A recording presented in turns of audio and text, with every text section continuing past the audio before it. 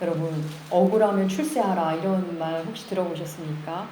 한 2, 30년 전만 해도 기성세대들이 줄곧 해왔던 말입니다. 억울해서 어찌할 줄 모르는 사람에게, 너무 억울하지만 그 억울함을 풀 길이 없는 사람에게 그래, 높은 자리 가서, 어서 성공해서 높은 자리 가서 더 이상 억울함 당하지 말고 내 목도 제대로 챙기고 그렇게 살아라. 세상은 원래 출세한 사람들의 세상이야. 힘 있는 사람들의 세상이란다. 뭐 그런 의미로 어른들이 그런 얘기 했던 것 같습니다. 예, 높은 자리 가면 아무래도 억울한 일이 덜 생기고 조금 억울함을 풀 방도가 조금 더 있는 것은 맞는 것 같습니다. 여러분, 사람들은, 우리는 모두 높은 자리에 가고 싶습니다. 모두 크고 작고 으뜸이 되고 싶습니다. 여러분, 높은 자리가 어쩐 자리입니까? 내 말 한마디로 움직이는 사람이 많아지는 자리입니다. 내 말 한마디 움직이는 사람이 많아질수록 높은 자리가 됩니다. 내 사인 하나로 움직일 수 있는 돈이 많아지는 자리도 높은 자리입니다. 높은 자리에 가면 또 섬겨주는 사람이 많습니다. 고개 숙일 일, 허리 숙일 일이 점점 없어집니다. 더러운 곳 만질 일도 점점 없어집니다. 우리는 지금 마가복음을 계속 함께하고 있습니다. 주님은 지금 예루살렘으로 향해 가고 있습니다. 십자가를 지시기 위해 가는 길인데 제자들은 주의 길을 아직 이해하지 못하고 다른 생각을 하고 있습니다. 오병이어 기적으로 많은 사람을 배불리게 먹이신 우리 주님, 풍랑을 꾸짖고 바다 위를 걸으신 우리 주님, 심지어는 죽은 자를 살리신 우리 주님께서 그 대단한 능력으로 드디어 이제 왕이 되러 가시는 길이구나, 이렇게 생각하는 사람들이 있었습니다. 지난주 우리는 주님이 영광 받으실 때 주님의 우편과 좌편에 앉혀달라는 야고보와 요한, 그들과 말씀을 나누시는 주님을 함께 살펴보았습니다. 오늘 본문은 바로 그 장면의 뒷부분입니다. 이어서 봅니다. 야고보와 요한이 주님께 주님의 좌편과 우편, 높은 자리를 청탁하고 있는 걸 들은 이 제자들은 화를 냅니다. 그럼 제자들이 왜 화가 났을까요? 자기들도 그 자리를 원하기 때문입니다.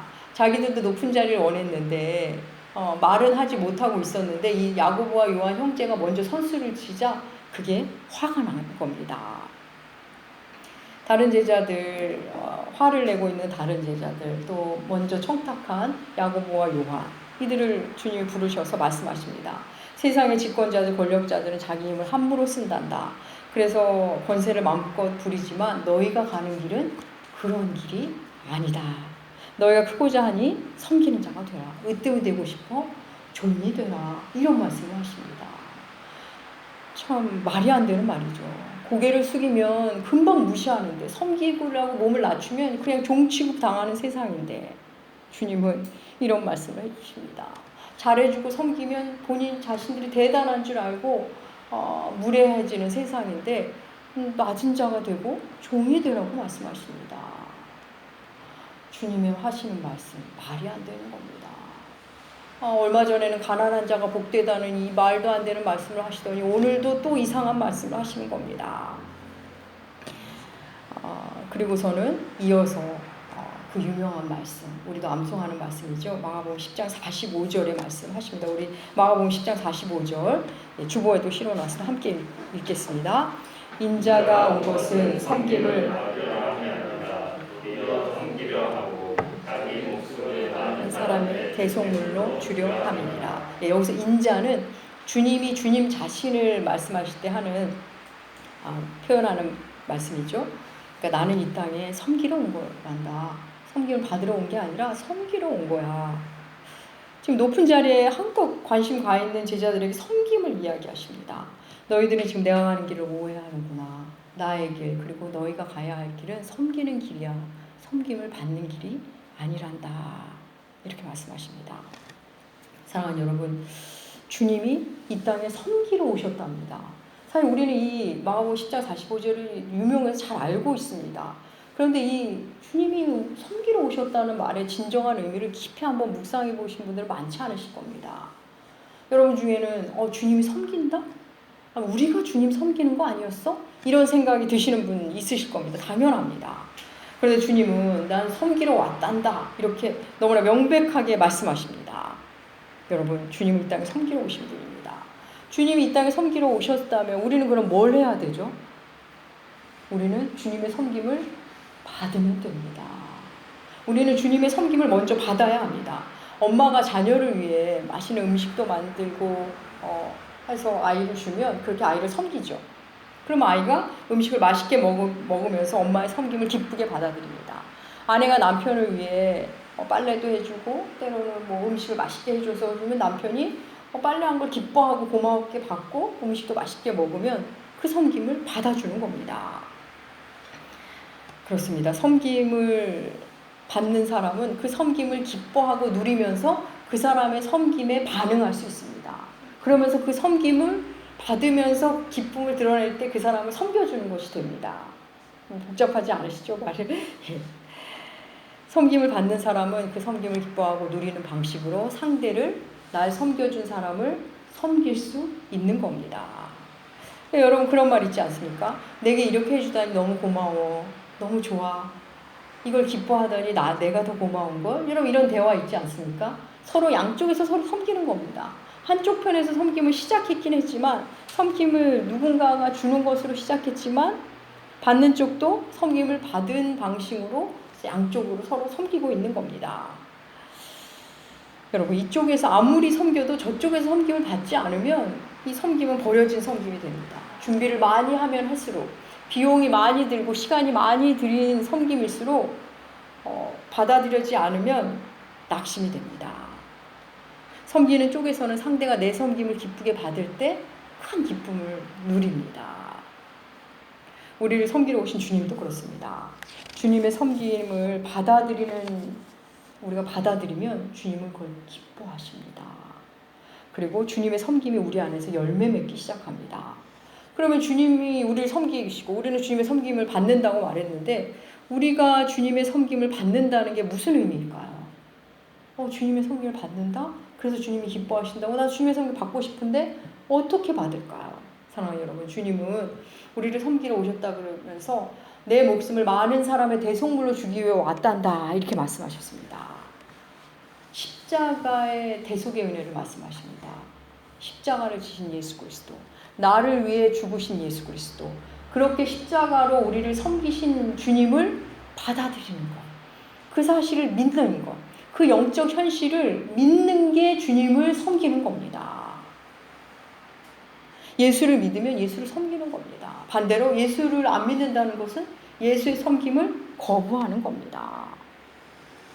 여러분 우리가 섬김을 받을 때 섬김을 받을 만한 마땅한 개연성이 있거나 그런 정서가 있다면 섬김을 받는 게 어렵지 않습니다. 예를 들어서 우리가 돈을 지불했다. 그럼 돈이 섬김의 근거가 돼서 돈 받으신 분들이 우리를 섬깁니다. 그런 섬김은 마땅히 받습니다. 또 때로 요구도 하죠. 또 내가 높은 자리에 갔다. 그래서 나보다 내 수하에 있는 낮은 자리의 사람들이 나를 섬긴다. 그것도 받을 만합니다. 또 관계 속에서도 섬김 받을 때가 있습니다. 내가 나이가 많아서 누군가 섬겨준다. 혹은 내가 또 나이가 어려서 누군가 또 나를 섬겨준다. 이런 섬김들, 이런 관계 속에서 일어나는 섬김은 그냥 받기가 어렵지 않습니다. 그런데 섬김의 근거가 없이 밑도 끝도 없이 나를 섬겨준다? 여러분 어떠실까요? 불편하다 못해 불안합니다. 이 사람 나한테 뭘 원하는 게 있는 게 아닌가? 근데 주님의 섬김을 우리가 쉽게 수긍하고 막 받아들이지 못하는 이유가 이와 유사합니다. 주님의 섬김이 먼저는 너무 큰 섬김입니다. 목숨을 주면서 섬긴 그 섬김이 우리가 받아들이기가 너무 좀 당황스럽습니다. 또 주님이 그렇게까지 하는 섬김의 이유를 우리 편에서 잘 이해가 안 갑니다. 물론 이제 계속 배워나가지만 잘 이해가 안 가서 주님의 섬김을 우리가 때로는 못 받을 때가 있는 겁니다. 그럼에도 우리가 이제 이 말씀을 배워가면서 그 주님의 섬김을 믿음으로 받아들이면 우리 안에서 주님의 섬김이 열매를 맺고 완성됩니다. 여러분 예수님이 이 땅에 오셔서 병자를 고치시고 귀신을 쫓아주시고 가르치시고 함께 하시면서 세상을 섬겼고 제자들을 섬기셨습니다.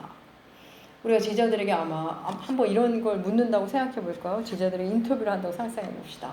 주님과 3년 동안 함께 계셨는데 주님의 섬김 중에서 가장 인상에 남는 섬김이 무엇입니까? 라고 묻는다면 제 생각에는 이 이야기를 할 것 같습니다. 주님과의 마지막 식사를 이야기할 것 같습니다. 주님과 마지막 식사 자리에서 주님이 제자들의 발을 씻어주셨습니다. 겉옷을 벗으시고 수건을 허리에 두르시고 대야에 물을 떠서 제자들의 발을 씻어주십니다. 발을 씻는 일은 노예 중에서도 그 당시 노예의 일이고 노예 중에서도 가장 천한 노예, 가장 낮은 급이 낮은 종이 하는 일입니다. 근데 그 일을 주께서 제자들에게, 선생 되신 주께서 제자들에게 하는 겁니다. 그래서 베드로가 그러죠. 제자들 발을 씻어줄 때 베드로가 주님 제 발을 씻지 마세요. 거절하려 합니다. 선생이 할 일이 아니기 때문입니다. 여러분 베드로의 반응은 사실 이거 마땅한 반응입니다. 그런데 오히려 말 없이 발을 내민 제자들이 오히려 이상한 겁니다. 사랑하는 여러분, 제자들의 발을 씻기시는 선생 예수, 몸을 굽히고 무릎을 꿇고 사람의 그 더러운 발을 씻기는 하나님의 아들, 그분이 바로 우리 구주 예수 그리스도, 우리의 하나님이십니다. 사랑하는 여러분, 주님은 우리의 발을 씻어주기 원하십니다. 그렇게 우리를 섬기기 원하십니다. 우리는 주님께 내 발을 내놓는 것, 내 부끄러움을 내놓고 내 상처를 내놓고 우리가 걸어온 모든 흔적을 내놓는 것, 그게 주님의 섬김을 받아들이는 겁니다. 주님 앞에 자꾸 감추려고 하고 좋은 것만 보이려 하고 포장하고 숨기고 좋은 생각만 하는 것처럼 하는 것, 그건 주님의 섬김을 거부하는 행위입니다. 내 발을 씻어주시려고 대야에 물을 떠온 주님 앞에 그 대야를 뒤엎는 그런 행위입니다. 주님은 제자들의 발을 씻어주신 후, 그러니까 주님은 제자들을 섬기시고 제자들은 주님의 섬김을 받은 이후에 이런 말씀을 하십니다. 요한복음이죠. 요한복음 13장 14절 주님의 말씀 우리 함께 읽겠습니다. 내가 주와 또는 선생이 되어 너희 발을 씻었으니 너희도 서로 발을 씻어주는 것이 옳으니라. 아멘. 내가 주와 선생으로 너희 발을 씻겼다. 그러니 너희도 이제 서로 발을 씻어주렴, 이렇게 말씀하십니다. 그렇습니다. 사랑하는 여러분, 주님께 발을 씻은 사람들은 서로의 발을 이제 씻어주기 시작합니다. 서로 섬기는 방식으로 주님의 섬김을 받아들이고 또 주님을 그렇게 섬기는 겁니다. 주님은 주의 섬김을 받아들인 사람을 통해 사람을 또 섬기십니다. 사랑하는 여러분, 교회는 서로의 발을 씻겨주는 것입니다. 서로의 발을 씻는다. 주께 먼저 발을 씻긴 자들이 다른 사람의 발을 씻기 시작하는 겁니다. 주님께 데려와 발을 보이게 하기도 하고 발을 서로 씻어주는데, 이게 주님께 발을 씻는다? 이건 너무나 추상적이지 않습니까? 주님께 내 발을 내놓는다? 물론 기도로 할 수 있습니다. 근데 그것이 이론이라면 실제는 우리 안에서 내 발을 내미는 겁니다. 우리 안에서 나의 상처와 내 안에 어떤 더러운 것들을 고백하고 내놓는 것, 그게 서로의 발을 씻겨주는 겁니다. 그냥 우리는 들어주고 격려해주고 위로해주고 나도 그래 공감해줬는데 주님은 그것이 바로 나의 섬긴 거다, 이렇게 말씀해 주시는 겁니다. 그렇습니다. 우리는 그저 우리끼리 모여서 더러움을 보여주고 아픔을 드러내고 들어주고 같이 아파해주고 그걸 했을 뿐인데 우리의 섬김은 점점 더 깊어지고 주님은 그 모습을 너무나 기쁘게 받으십니다. 그리스도인의 섬김은 그렇게 시작합니다. 주님의 섬김과 이에 대한 반응이 잘 드러난 이야기로 마르다와 마리아 자매 이야기가 있습니다. 주님을 사랑하는 언니 마르다가 주님을 집으로 초대합니다. 주님이 오시니 너무 좋아서 맛있는 걸 대접하고 싶어서 막 분주하게 음식도 만들고 이것저것 막 신경을 씁니다. 주님이 오시니 제자들도 따라오고 주님을 따르는 사람도 오고 주님이 만나고 싶은 사람도 마르다의 집에 옵니다. 대접하고 싶어서 마르다는 분주합니다.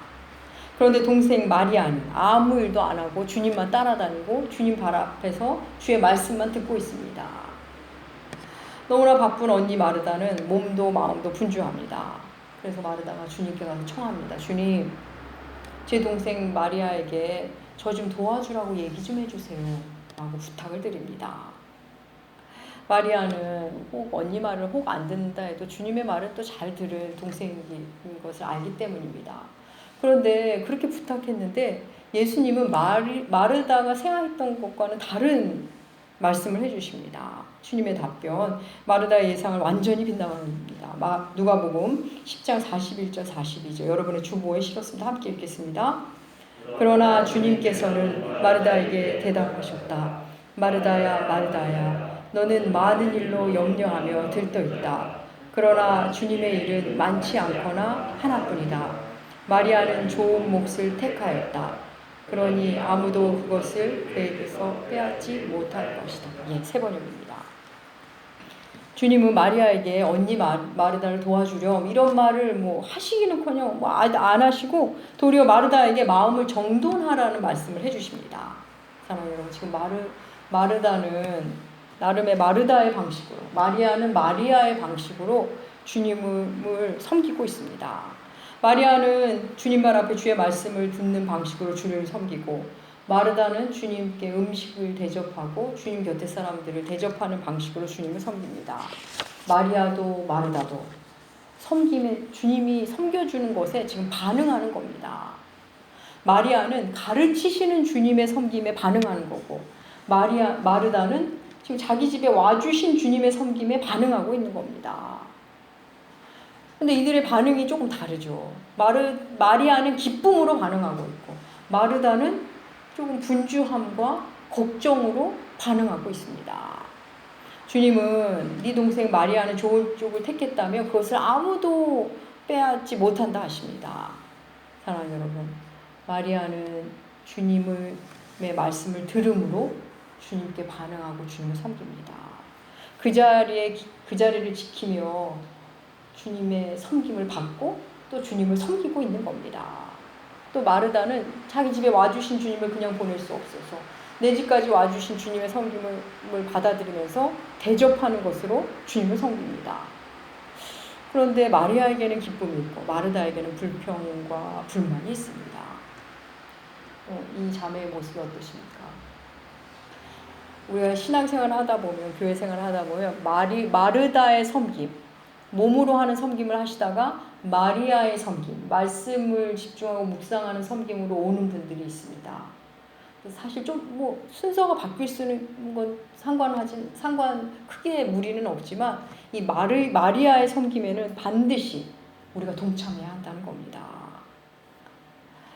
마르다의 섬김을 지나 마리아의 섬김으로 와도 좋지만 마리아의 섬김을 지나 마르다의 섬김으로 가는 것이 더욱더 균형 잡힌 신앙이 됩니다. 사실 이 둘의 섬김은 우리 안에 다 있습니다. 우리가 선택하는 겁니다. 그런데 놀랍게 세상은 우리에게 마르다의 섬김을 하라고 자꾸 재촉을 합니다.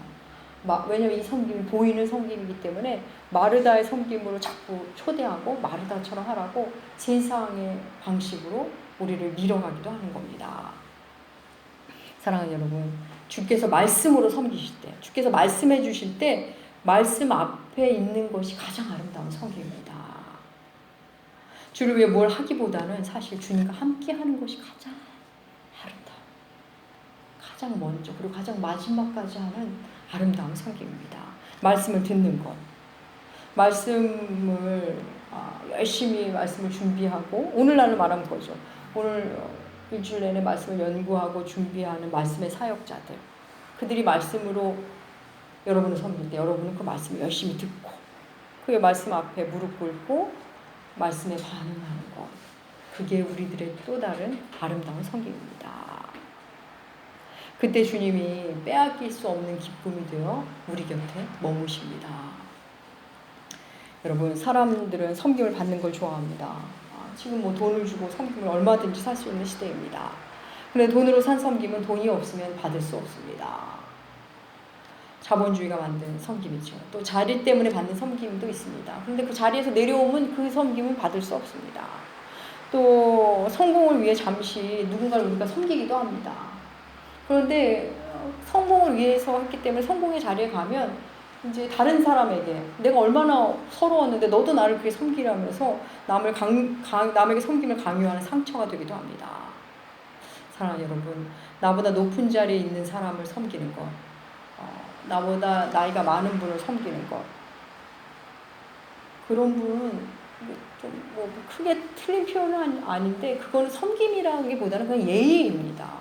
나보다 직책이 높고 나보다 경험도 많고 나보다 나이도 많으신 분, 그런 분들에게는 그렇게 반응하는 것이 마땅하고 그게 예의입니다. 그건 그냥 질서입니다. 사람들 내가 그 어른을 몇 년을 섬겼다, 내가 그 직장에서 몇 년을 일하며 섬겼다 이렇게 말하는데 뭐 표현은 문제는 없습니다. 그런데 사실 자기를 들여다보면 그거는 그냥 내가 필요해서 그 자리에 있었던 겁니다. 나에게 돌아오는 무엇이 있기 때문에 그 자리에 있었던 겁니다. 나도 그 일이 필요해서 그 자리에 있었던 겁니다. 그래서 나에게 뭔가 내가 원하는 게 돌아오지 않으면 우리는 화가 납니다. 내가 이렇게 섬겼다며 분노합니다. 진정한 의미의 섬김은 아닐 수 있습니다. 세상이 말하는 섬김과 성경이 말하는 섬김은 사실 질적으로 차이가 납니다. 세상에서는 말씀드린 대로 어떤 내게 유익이 있어서 섬기는 겁니다. 예수님이 섬긴 그 섬김은 세상이 말하는 섬김과는 사실 아주 다릅니다.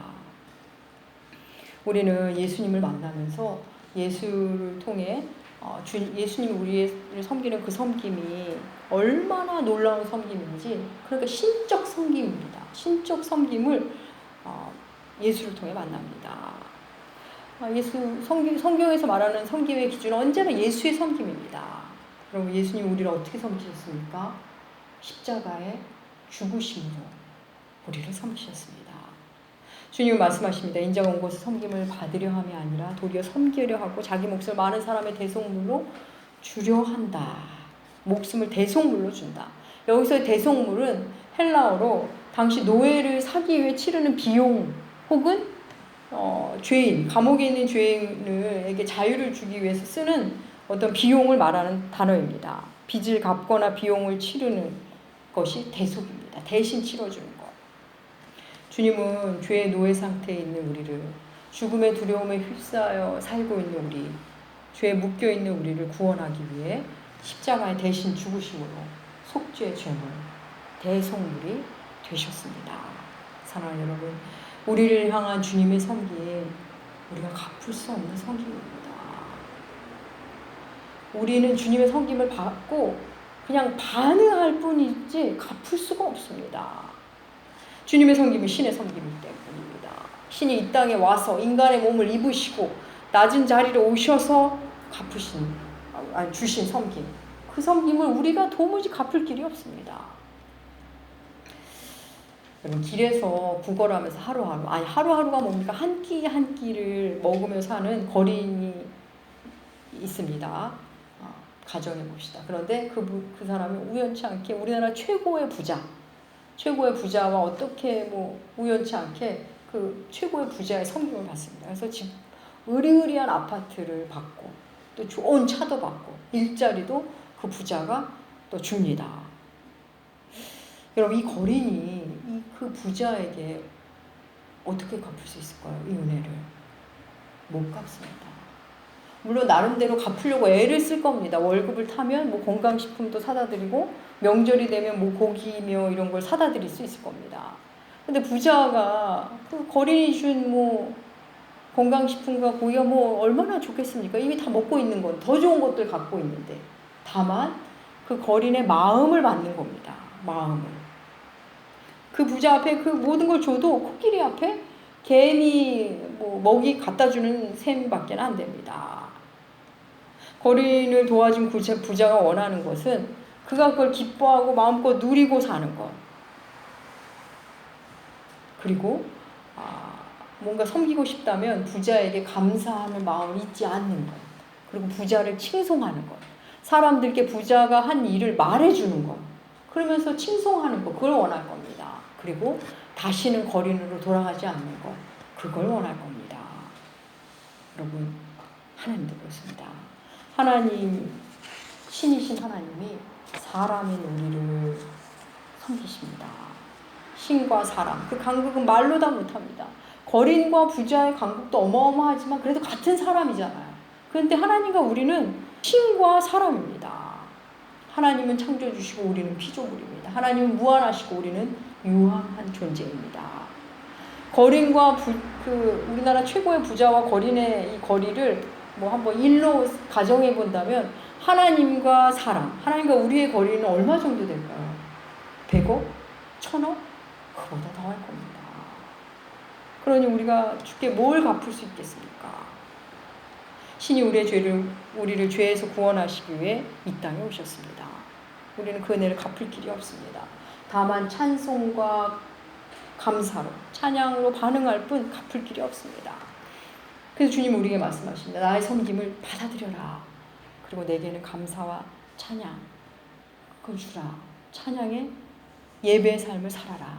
그리고 너희는 너희 중에 가장 낮은 자, 너희에게 되갚을 수 없는 자에게 또 그들을 가서 너희가 섬겨라. 너희보다 낮은 자리에 있는 사람을 섬겨라 하십니다. 주님은 죽음으로써 우리를 섬기신 분입니다.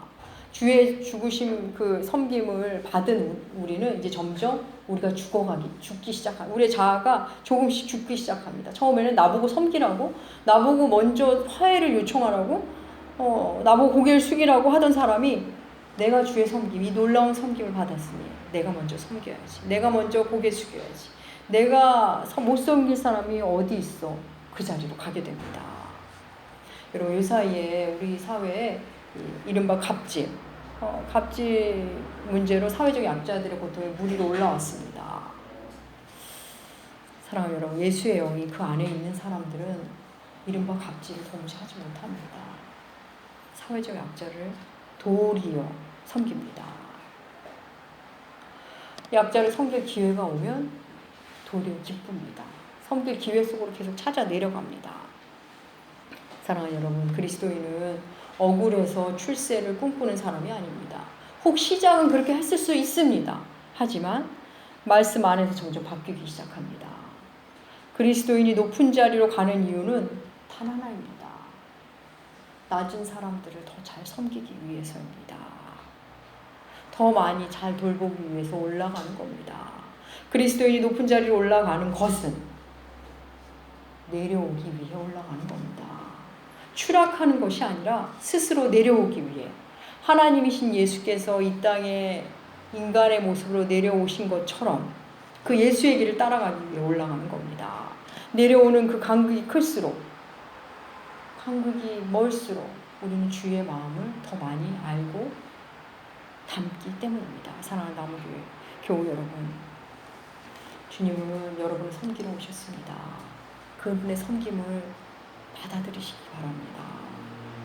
그 섬김을 그리고 찬양하시기 바랍니다. 그 섬김을 기쁨으로 반응하시기 바랍니다. 그래서 여러분 그 섬김을 잘 받아들이시고 앞으로 남은 삶이 위로는 하나님을 예배하고 아래로는 낮은 곳을 향해 계속 내려가는, 그렇게 사람을 섬기는 아름다운 교회의 삶을 사시는 여러분들 되시기 축복합니다. 기도하겠습니다. 하나님 아버지, 죄인인 우리를 섬기기 위해 이 땅에 오신 우리 주님, 주님을 찬양합니다. 갚을 수 없는 그 은혜 앞에 예배로 반응하고 낮아짐으로 반응하게 하여 주시옵소서. 주께 발을 내놓음으로 주를 섬기고 주의 발치에 앉아 주의 말씀을 들음으로 주를 섬기는 우리들 되게 하여 주시옵소서. 감사드리며 존귀하신 예수님의 이름으로 기도합니다. 아멘.